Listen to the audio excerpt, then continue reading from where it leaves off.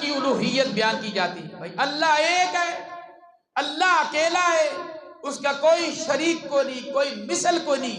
اللہ کی ذات و صفات میں نہ نبی نہ رسول نہ کوئی نیک آدمی، کوئی شریک نہیں ہے، وہ وحدہ لا شریک ہے. تو لوگ غصے ہو جاتے ہیں، غصے ہو جاتے ہیں اور پھر غصہ نکالتے تھے. دل نہیں چاہتا تھا یہ باتیں سنیں. اللہ کا قرآن کہتا ہے وَإِذَا ذُكِرَ اللَّهُ إِذَا ذُكِرَ اللَّهُ وَحْدَهُ اشْمَأَزَّتْ. سورہ زمر. قُلُوبُ الَّذِينَ لَا يُؤْمِنُونَ. اللہ فرماتے ہیں دل منقبض ہو جاتے، دل میں مائل آ جاتی.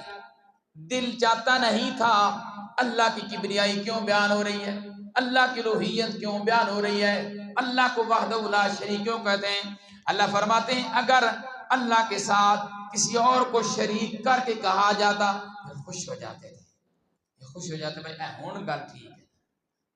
میری اللہ کی توحید کیا ہوتی ہے بھائی؟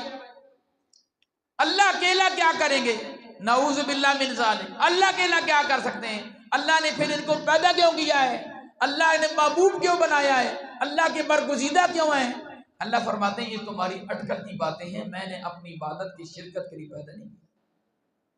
یہ تو تمہاری اٹکل کی باتیں. جتنے بھی نبی آئے ہیں، جتنے بھی رسول آئے ہیں، کسی نبی نے اپنی عبادت کروائی ہے؟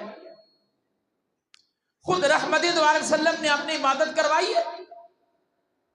آپ نے تو اپنی عبادت نہیں کروائی، اور نہ یہ کہا کہ لوگوں مجھے وہی شریک بناؤ، میری بھی عبادت کرو، اللہ کی بھی کر لو. نبی علیہ الصلوۃ والسلام کا انقلاب پیدا ہوا. آپ صلی اللہ علیہ وسلم کے آنے کا مقصد ہے رحمت دو علیہ وسلم جب آئے تو کیا ہوا؟ وَإِذَا ذُكِرَ اللَّهُ وَجِلَتْ قُلُوبُهُمْ وَإِذَا تُلِيَتْ عَلَيْهِمْ آيَاتُهُ زَادَتْهُمْ ایمانا. سورہ انفال. اللہ فرماتے ہیں جب ایمان لے آئے، میرے پیغمبر کا آنے کا مقصد کیا ہوا؟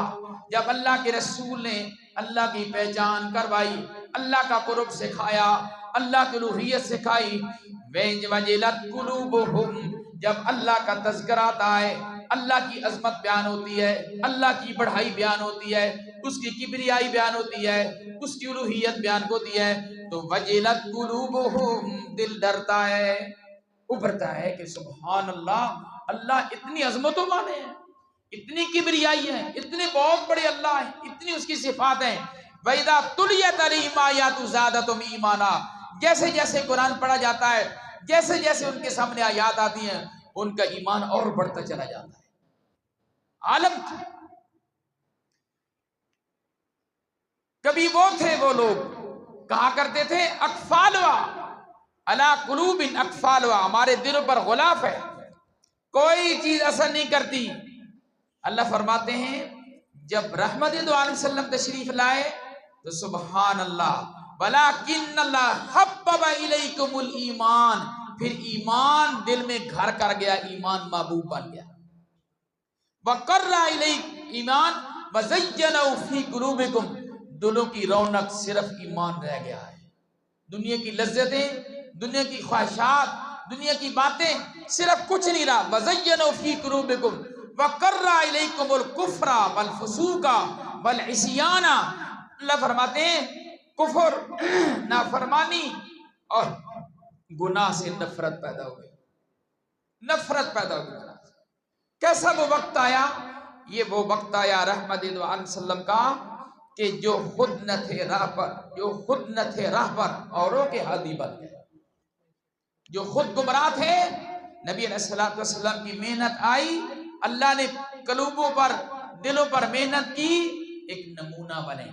اللہ نے فرماتے ہیں میرے رب کائنات قرآن مجید کے اندر کہ فَإِنْ آمَنُوا بِمِثْلِ مَا آمَنْتُمْ بِهِ فَقَدِ اهْتَدُوا. آج کے بعد ایمان وہ قبول ہوگا جو ایمان صحابہ کا ہے. کس طرح ہے آپ اندازہ لگائیں. حضرت سعد رضی اللہ عنہ جب فوت ہوتے ہیں نا، زخم لگ گیا تھا، اسی زخم میں آپ کی وفات ہوئی ہے۔ خیمہ مسجد نبی میں لگا ہوا تھا، آپ صلی اللہ علیہ وسلم دیکھ بھال فرماتے ہیں،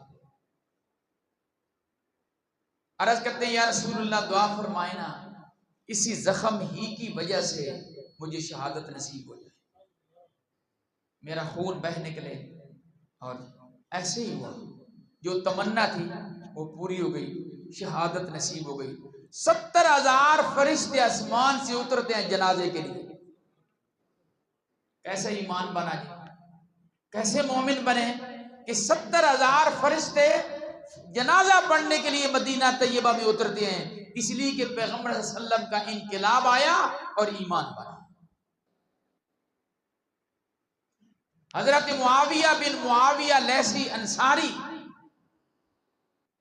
جب آپ غزوہ تبوک میں تشریف لے جاتے ہیں، آپ غزوہ تبوک یہ پیچھے تھے، مدینہ طیبہ یہ وفات پا جاتے ہیں، یہ وفات مدینہ طیبہ میں پائی ہے۔ جبرائیل امین میت کو اٹھا کر غزوہ تبوک میں لے جاتے ہیں، فرمایا میرے پیغمبر اس کا جنازہ پڑھ۔ انقلاب آیا ہے اللہ کے نبی، ایمان سے کھایا ہے، ایمان ملا، انہوں نے ایمان سیکھا ہے۔ نبی علیہ الصلوۃ والسلام جو تعلیم دی ہے نا، وہ انسانیت سیکھی،